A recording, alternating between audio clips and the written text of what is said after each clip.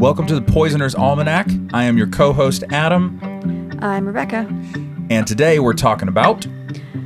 Atropine Part 2. There's a lot of atropine. So much. I had to split it up. So much atropine. But we knew this. So much. It's the word on the street.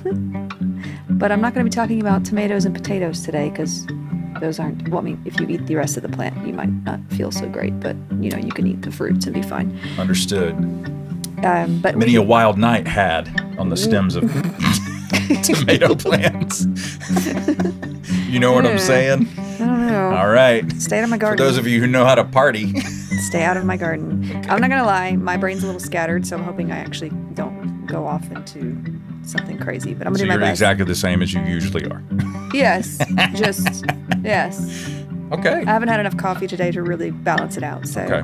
But I really want to talk about something we call Jimson weed and where that came from, because it is part of the nightshade family. Okay. But in order to do that, we have to do a bit of a history lesson too. Please. So I woke up this morning thinking to myself, I don't have enough history in my system. Well, you're an American living in the South. Okay. So you likely don't. Shots fired. And yeah, I don't regret saying that. Okay. So yeah, Jimson weed. The Tura is the genus name for that, and it can grow anywhere from like 3 to 5 feet tall. It's also known as, and you'll probably recognize this name, Devil's Snare. Do you remember Devil's Snare? Where that's from? Mm-mm. Harry Potter. I'm so sorry. I failed the entire. It's not. Don't read too much into that though, because the Devil's Snare in Harry Potter is quite different from this Devil's Snare. If you remember, that Devil's Snare doesn't like light and just kind of slimy and. Oh, that was such a strange sensation. The listeners can't see. She drug her fingers across my arm in a super creepy way, and I am experiencing. Anyways, right now. So. It just happens to be also called that. It's also known as Devil's Trumpet because of the way it is. It's the flower shape. Okay? I could not stop the laugh from coming out. It's the flower's shape. Okay, it has greenish purple leaves, white and purple flowers. They're kind of shaped like trumpets. It also has like these, I guess you would call it the fruit of the plant, but it's these really hard spiny capsules that contain the seeds, and they are often called thorn apples because they're not as big as apples, but they're about the size of a small tomato, and they're very spiny and hard. And yeah, those where the seeds are. Yeah. Okay, so they're protected by the. Let's be honest, it's a warning sign. Don't open it up and eat the seeds. I mean, the whole plant is poisonous, but the seeds are even more so. But that's a double no-no. Yeah, just don't. I mean, you really just don't pick this plant. Just don't do it. Stop eating stuff in the woods. Stop it. Get some help. Okay. So it is aggressively invasive in temperate and tropical climates. Just like my thoughts. Okay. It likely originated in Central America. Makes sense because of the kind of climate it likes.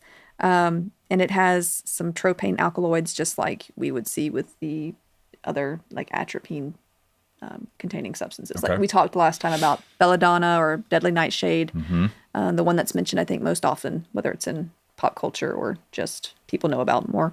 Mm-hmm. And we talked about last episode, we talked about some crazy Romans trying to kill each other. Oh, that was amazing. Yeah. Locusta, the poisoner. Yes. We talked about Nero was involved in that. Nero. Yeah. His mama was crazy. Mm-hmm. And, anyway, so I guess he got it from her. I don't know. There's a lot of, they kept it in the family. So it ran in the family quite a bit. Let's be honest. Right. Crazy Romans. Let's see. So the Tura intoxication, you tend to have some psychoactive effects. You can have hallucinations and stuff with deadly nightshade like belladonna too. But this is really well known for these psychoactive effects. It's also severely toxic, and you can have anticholinergic poisoning. We mentioned that a little bit last episode. You get like the dry mouth and the vomiting. You get the central nervous system acts up, things like that. So, antihistamines can have anticholinergic effects. Right. So don't overdo it, okay? I will not. Promise. You're not going to have, you can overdose on anything, but. Mm-hmm. So datura intoxication is not pleasant. And I say that because people have attempted to use it recreationally. Oh dear. Yeah. Okay. Even modernly. And yeah, this, for one, it was used as to smoke back in the day, just to sort of increase, I guess, its effects. It's, chill out effects. We'll smoke anything. Oh God. We're just going to see. Not a good idea. It's also been used in teas. Even recently, you'll find that there have been like teenagers and such, or Oh no. just experimenting and using it in teas and stuff like that. Don't do that. Okay. Yeah, and a lot of times it results in frightening and disturbing hallucinations that can last for days. Yikes. And the thing with this plant too is its toxicity levels vary between each plant, each part of the plant, and each season. So you don't know. Oh no. You really don't know how much you're getting. It's not something you can dose out or anything like that, really. So if you were really hypothetically, easily. Your Honor, if someone was trying to harm someone with this, you kind of just try to get a bunch of it. You can get a very little bit and end up really hurting. Oh, it doesn't somebody. take much? Yeah, it doesn't Okay. take much. What I'm saying is like you can't predict what dose is safe. Interesting. In this plant. Okay. So it's really difficult to do that. So, but It's kind of rude of the plant, but okay. Yeah. In high doses, you can have high fevers, failure of the autonomic nervous system, which regulates heart rate and breathing, and they can often result in coma and death. Okay. So you have there are people who have tried to experiment with this. And I don't know why, because from what I've read, the effects are terrifying and not pleasant. So they think they're getting a cheap high, but in reality, they're getting days worth of horrifying hallucinations and delusions and not fun stuff. So that being said, other symptoms or side effects of taking this, or whether it's accidental or experimental, you can end up with convulsions, respiratory failure. These symptoms can last up to days. And like I said earlier, high doses can lead to death. It was also used in some alternative medicines. I think, I don't know if they still do, but this is probably old information. I know the Chinese used to use it as a form of anesthetic. So, but they weren't the only ones. The Romans used to use it in anesthetics as well. I just cringe anytime someone mentions anesthetics from like antiquity. Yeah. What a time to be alive. Just people just trying stuff out. Just trying stuff out. See what works. But back then you didn't really have too many ways of testing things either. No. You just sort of technology is in a different universe hope for now. the best. Right. This has also been suggested to be used to induce visions for the Oracle of Delphi, in Greece. Okay. Delphi, yeah. And was fed to sacrificial victims of the Aztecs right before ripping their hearts out. Which makes me, I don't know why, I do know why. You know the scene in Indiana Jones, like the Temple of Doom, where they're like, Kalaba, and they like rip the guy's heart out. I don't know why, but I think. Oh, okay. But during the Aztecs time, like, it was an honor to be chosen as a sacrifice. Or if you were like, there's certain prisoners I think were also sacrificed, but like, yeah, they would basically just carve their hearts out. But apparently this was something that they would give to them beforehand. As an anesthetic, or they were trying to kill them before they actually underwent the... No, they weren't. No, they were alive when they carved their hearts out for the most part. Ooh. What a heartless thing to do. Oh my God. You did not go there. Anyway. Like, share, subscribe, idiots. That was incredible. Okay. So that's a little bit of the history of the plant itself, but I want to go into a little bit of history for why it's called Jimson weed in America, because it has other names, but in here we often call it Jimson weed. Okay. So we're going to go back to Jamestown, Virginia. All right. 1607. My favorite year. I'm so glad. No, thank you. Okay. So there were about 104 English men and boys that decided on this location. which would be Virginia, named it Jamestown after King James I, and it was the first permanent English settlement in North America. Mm-hmm. So we I remember this. Remember a little bit about elementary school. Okay, you probably had to like do some little coloring sheet or 100%. Put little hats on the settlers. Exactly. Whatever. I don't know. Something stupid. Yes. And they were perfect. Stupid. They didn't do anything wrong. Right. Something like that. Everything was great. It was awesome. But it wasn't. So this was everything is awesome. Oh my God. I'm sorry. So they chose this location because it was surrounded by water on 3 sides. You can kind of like dock boats and stuff. Mm-hmm. And they could easily see if like the Spanish were coming to conquer them, Of course. So that they would have, they would know it was coming. There were also no Native Americans living on this site at that time. Okay. I mean, they might have been nearby, but they weren't living here at that time. So they were like, it's ours. Now, the cons of living here, obviously, and this isn't just here, mosquitoes. I mean, we know that life living here. I hate them so much. And they love me so much. See, they don't really come after me that often. But as we know, mosquitoes are... And I hate that about you. Mosquitoes can be very deadly, they spreading can. Disease. They very much can. More so in other countries on other continents, things like that, maybe than here. But we still do have like West Nile and all that stuff here. But also the water they were drinking was just dirty or brackish, which that itself caused many deaths in the settlement. I'm sure. Also a lack of wild game or other reliable food source there.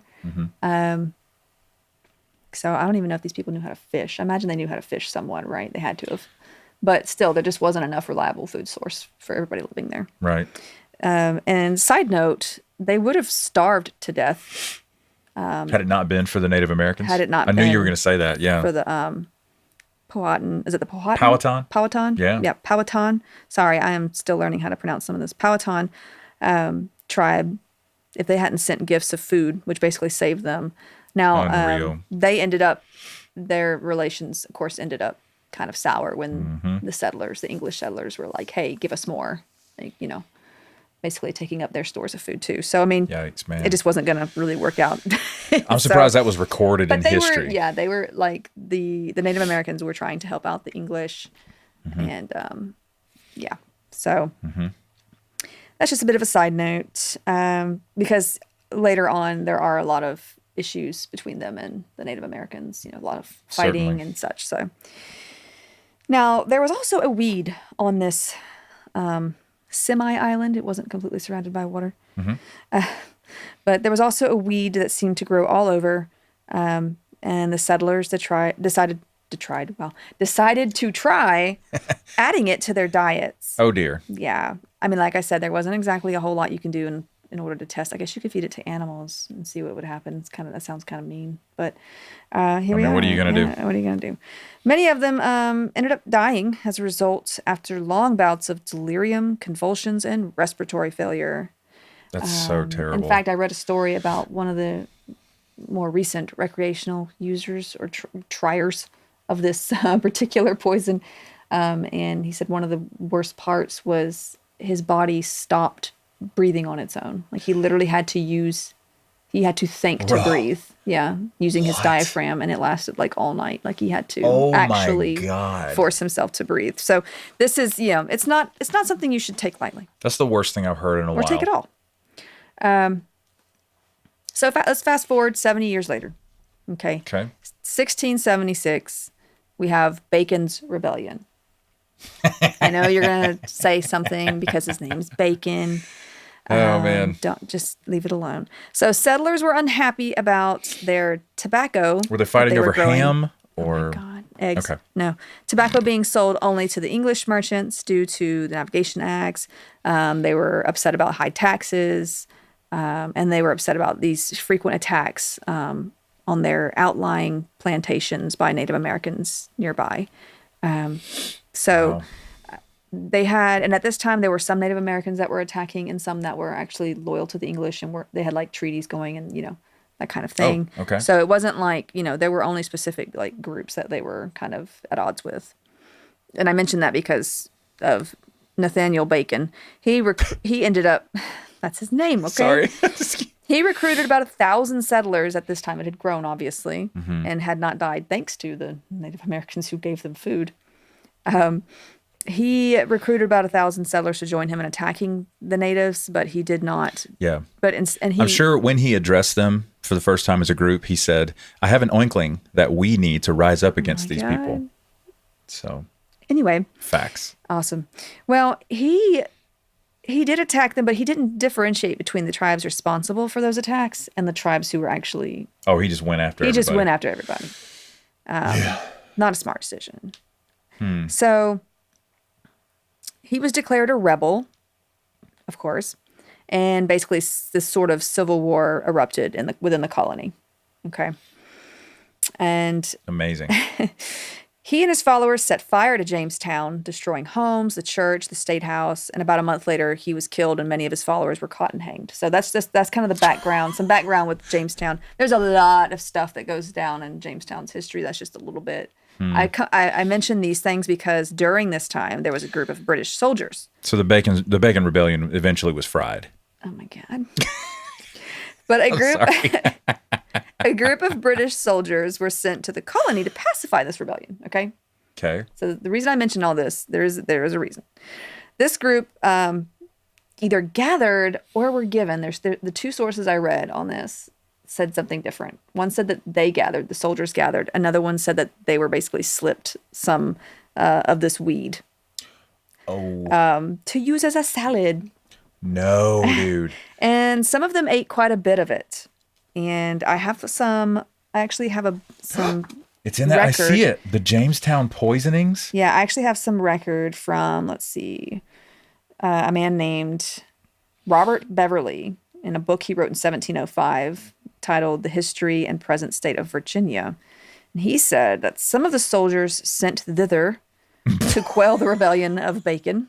I'm already on board. Ate plentifully of it, the effect of which was a very pleasant comedy, for they turned natural fools upon it for several days. One would blow up a feather in the air, another would dart straws at it with much fury, and another, stark naked, was sitting up in a corner like a monkey, grinning and making faces at them. A fourth would fondly kiss and paw his companions, and sneer in their faces with a countenance more antic than any in a Dutch droll. In this frantic condition they were confined, lest they should in their folly destroy themselves, though it was observed that all their actions were full of innocence and good nature. Indeed, they were not very cleanly. Wow, I can't say that word. Cleanly. Okay. Cleanly. I'm tired today. For they would have wallowed in their own excrements if they had not been prevented. Oh. 1,000 such simple tricks they played, and after 11 days returned themselves again, not remembering anything that had passed. They didn't remember that? No. Oh, my God. So they lived, but they went crazy for like 11 days.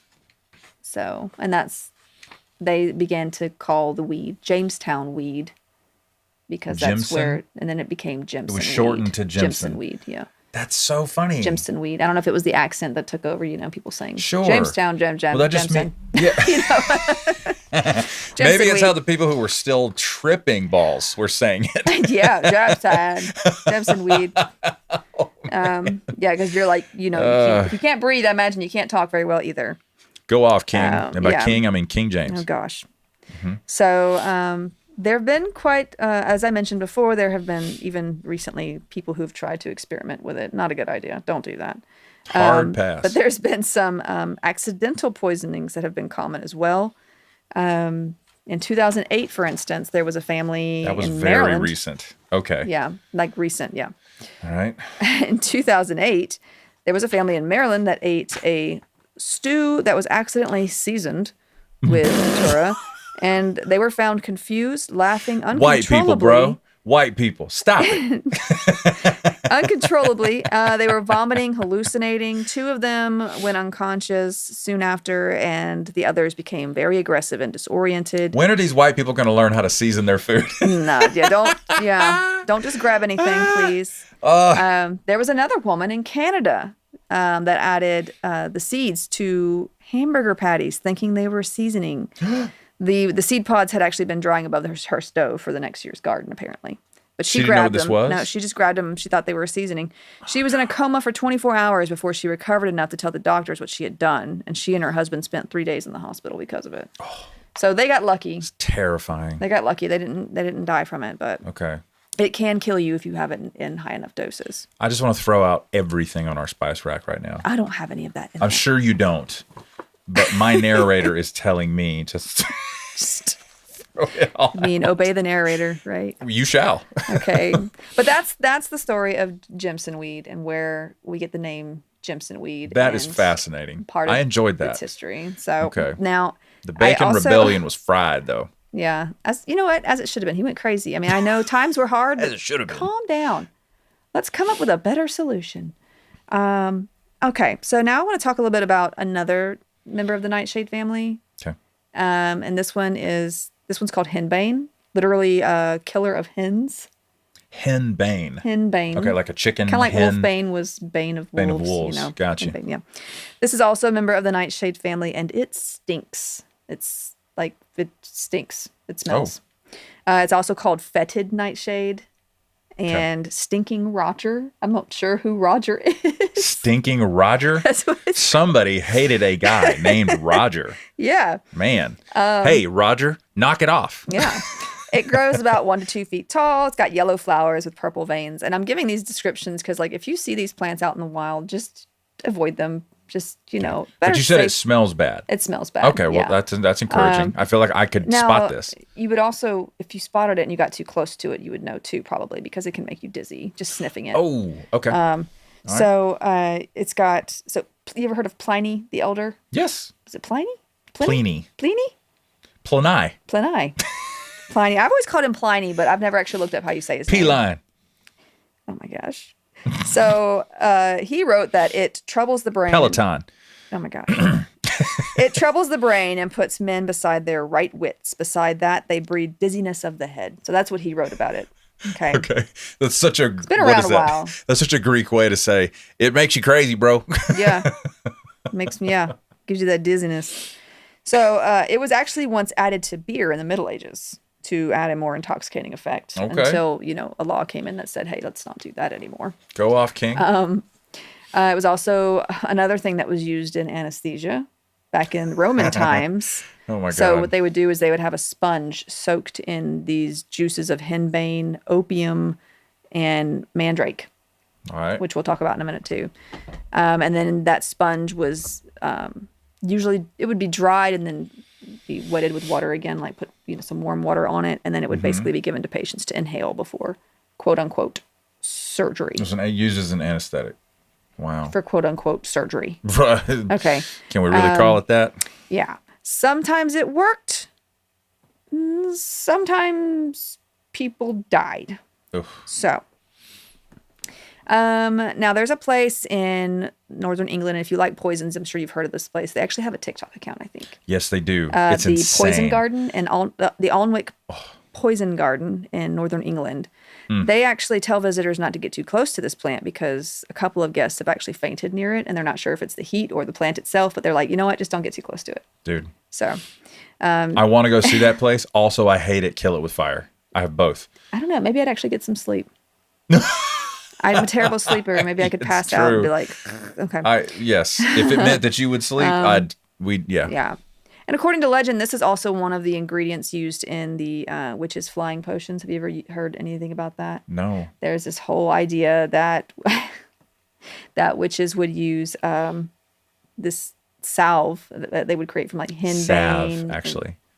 You don't pronounce the L like a maniac. Well, I did. So get over it. Salve. Okay. Salve. So, they would use that to... They would use that. And if you apply it to the skin, it makes you feel like you're flying. And in some cases... Oh, that's why they call it that. Some cases, they would rub it on brooms. And they would ride the brooms, and it would affect a certain area of the body. And it gets... yeah. Okay. There you go. The point at which you started to mumble right there was amazing. Look, we all know that. I'm not going to go there. Salve. I'm not going to go there. Salve. We don't pronounce the L's. I'm tired. I'm sorry. We don't pronounce the L's. Why? Because you're poor. Oh my God. I love that guy so much. Yes. So So these are... You can't even afford to pronounce your consonants, let alone your vowels. Just kidding. One thing I wanted to mention too about the, because that was hembane. One thing I wanted to mention about Datura and really a lot of the deadly nightshade family, there is actually, let's see, there's actually a thing that they use when they're looking for. This is so cute. You just got this book and it's already got your tabs marking pages. Don't worry, I'm not going to kill you. I worry about that every day. No problem. No, I love it because it just looks like this is a happy place for you. I love that. I don't know what this says about me, but I don't know either. I don't know, but as long as you're happy. I feel dizzy. And just for people's information, I do have a lot of plants. I don't grow these plants. No, she doesn't. I don't. But all the pieces are in place for a murder. No, I don't have any of these plants. Okay. Oh man. Now, but there is a little rhyme that they used to use with deadly nightshade and pretty much things in the nightshade family in case there were accidental poisonings and stuff. Okay. And I think they might still use it. I don't know. When I was in nursing school, they didn't exactly teach us this because it's not so common that you see it on a daily basis, but apparently they use hot as a hare, blind as a bat, dry as a bone, red as a beet, and mad as a hatter as sort of looking for symptoms of this poisoning. So interesting. Yeah, so it's just a little thing to help. A mnemonic to help you remember like possible symptoms of poisoning from this group of lovely plants. A mnemonic. Yeah. So the last thing I want to talk about in this episode is Mandrake or Mandragora. And I'm sure you know what that is if you've seen Harry Potter. I have. Yes. The little thing they pull out of the pot and it screams. Yes. And it could kill you or something when it screams. Correct. That's not what the real plant does. Although there was a legend at one time. I'm so disappointed. That doesn't happen in real life? No. Wait a minute. Is Harry Potter fiction? Oh my gosh. Okay. There was a legend at one time that it would do that, and I'll go over that, but... Oh, is that why it's portrayed that way in the book? Yeah. What? Yeah. All right. It, too, is part of this family, and it's above ground. It looks pretty normal. It's like a foot tall. It's got like these pretty leaves, pale green flowers. It's got some fruits that are mildly poisonous, and they look like unripe tomatoes, basically. Are they green? So, yeah, they just look, it looks pretty innocent. Okay. Now, it's when you root it up or you pull it out that it just... You see why people kind of are afraid of it. They basically made stories out of it to be afraid of it, but it has a long, pointed root that can grow about 3 to 4 feet long, and it's forked like a carrot grown in rocky soil. Have you ever tried growing carrots in rocky soil at all? Have you ever tried growing carrots? No. Okay. So if you grow carrots, right? You ever tried growing carrots in rocky soil? You don't. I mean, I know you have. It's a rhetorical question. When you do that, like it doesn't come out as like a straight looking carrot. It kind of bends and like it just can't. It's not strong enough to poke through and make itself a long straight carrot. Sure. So it becomes misshapen. Right. Is this a picture of it right here? Yes, it looks kind of scraggly. You ever tried growing carrots in rocky soil? And I just realized who I'm talking to. No, you've never even tried to grow a carrot. So, but members of ancient civilizations once thought that this hairy root looked like this devilish little person. So, and I mean, it looks like it has little arms and legs, and it just and you put a face and eyes on it. Yeah, like it looks, and the human brain does try to make like faces and make things look certain ways, so it can kind of trick your mind. It can trick you into thinking like, oh, this looks like a person, or this looks like yeah. So my sock on the floor is in the shape of Abe Lincoln's head. Look, there have been some. Look, you've read those things though. It was like I saw Jesus in my cereal bowl. You've seen things like that, right? Like. The brain does stuff like that to you. Oh, that's funny. Or you'll see like little things and like you remember when we went to church a long time ago and there was this guy that had a walking stick. Oh my God. And I swear to you, he said that he would see like prophetic visions in his walking stick. Yes. He would see shapes and he would define those shapes as these anyway, I'm getting off topic. Totally. But maybe he was on the Datura. Maybe. You never know. Maybe he was growing carrots in rocky soil.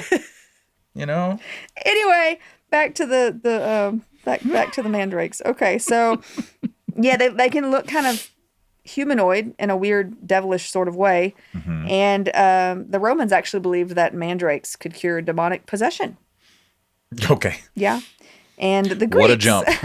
the Greeks thought it resembled male sexual organs, and they would often use them in love potions. Okay. So, okay, yeah. Look, it's not the only weird. Look, the Victorians ate mummies, basically. That's literally why we don't have that many mummies these days. They thought eating mummies would help them cure things. So I learned so much during this podcast. Ew. So it's not the weirdest thing that has been consumed. Thanks. I hate it. Yeah.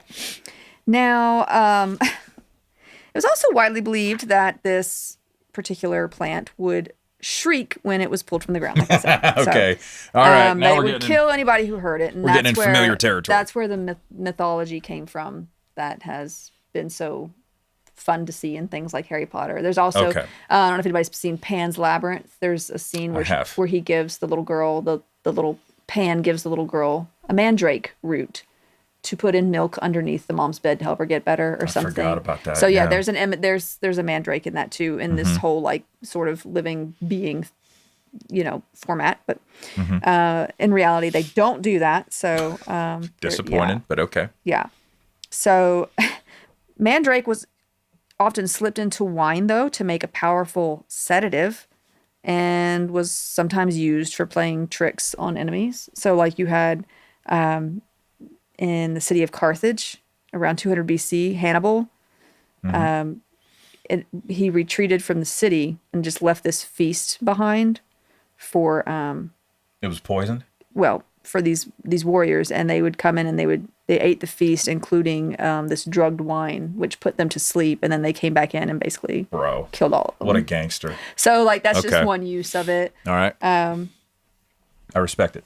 Yeah. Also, I mentioned like deadly nightshade was probably used in Romeo and Juliet to for Juliet to fake her death.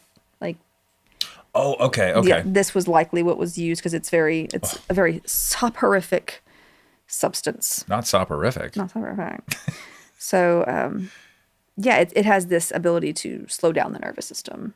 And mimic somebody being dead. Yeah, and can induce coma. I mean, it can, if you take it enough, it can kill you. It'll be fatal. Yeah, but I mean, like, I feel like this is less, while it's toxic, it seems in the readings that I've looked at, it seems less so than, say, some of the other members of this family. Gotcha. Of the nightshade family. Mandragora. So, but yeah, it's just cool that, you see some of this stuff in like pop culture and stuff like that. And I'm sure there's probably songs and stuff where you'll find like use of poisons and such like that. So it's got to be out there. I'm sure there's some like that because you're into music. You would probably know more about that. But that is the story of Jimson weed and a little bit about henbane and mandrake or mandragora. And I think that I'm sure we'll come back to some of these poisons that we go over in the earlier episodes, but like this is just... We'll start connecting dots and stuff. Because I mean, when you get into like the later eras, like the Victorian era, you see a lot of like repeating of people using some of these poisons too. They use what works. Yeah. For sure. All right. Easily accessible. All right. That's all for today's episode.